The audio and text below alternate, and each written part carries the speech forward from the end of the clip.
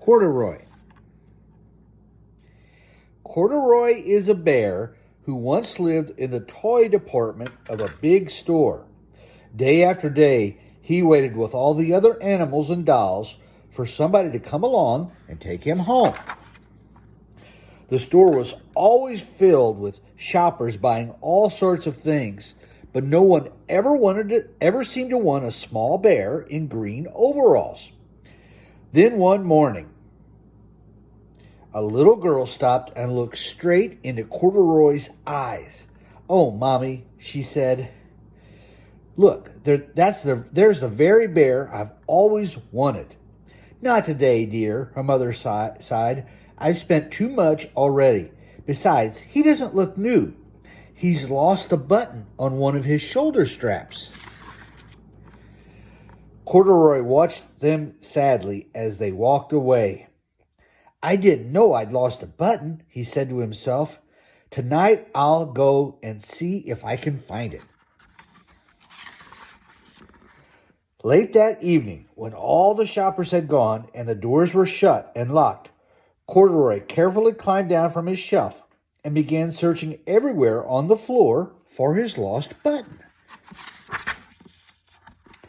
Suddenly, he felt the floor moving under him. Quite by accident, he had stepped onto an escalator, and up he went. Could this be a mountain? He wondered. "I think I've always wanted to climb a mountain."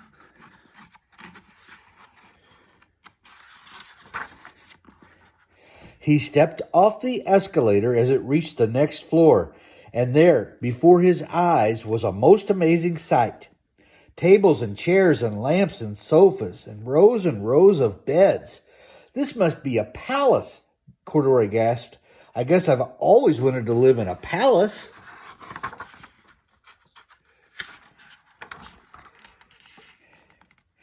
He wandered around, admiring the furniture. "This must be a bed," he said. "I've always wanted to sleep in a bed." And he crawled onto a large, thick mattress. All at once he saw something small and round. "Why, here's my button," he cried, and he tried to pick it up.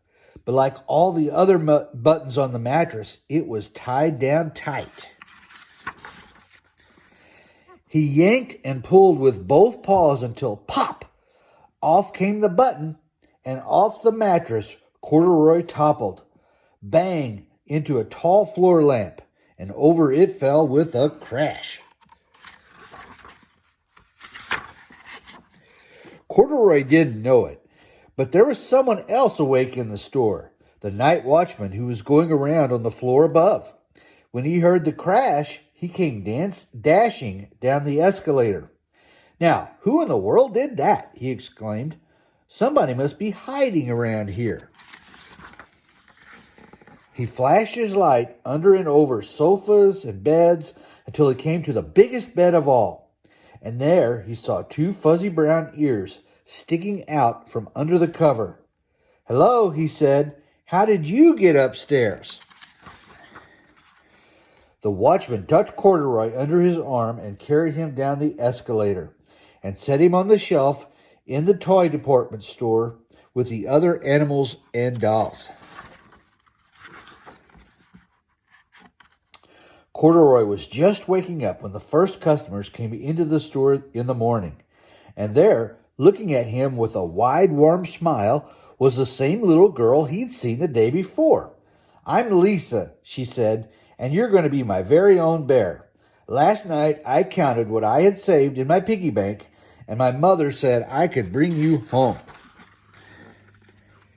"Shall I put him in a box for you?" the saleslady asked. "Oh, no, thank you," Lisa answered, and she carried Corduroy home in her arms. She ran all the way up 4 flights of stairs into her family's apartment and straight to her room. Corduroy blinked. There was a chair and a chest of drawers, and alongside a girl-sized bed stood a little bed, just the right size for him. The room was small, nothing like that enormous palace in the department store. "This must be home," he said. "I know I've always wanted a home." Lisa sat down with Corduroy on her lap and began to sew a button on his overalls. I I like you the way you are, she said, but you'll be more comfortable with your shoulder strap fastened. You must be a friend, said Corduroy. I've always wanted a friend. Me too, said Lisa, and gave him a big hug. The end. I love you, Asher. Have a great day.